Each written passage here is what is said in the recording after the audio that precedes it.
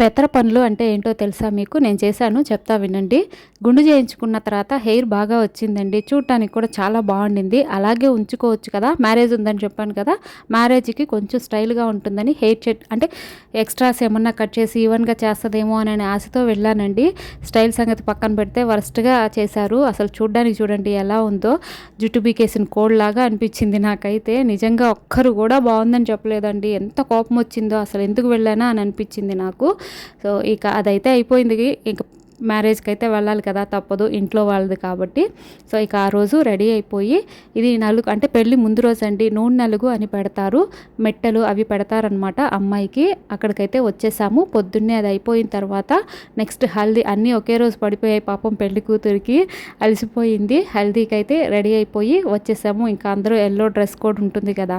So నేనైతే first yellow sari కట్టుకోలేదు. ఇంటికొచ్చి మళ్ళీ వెళ్ళాననమాట.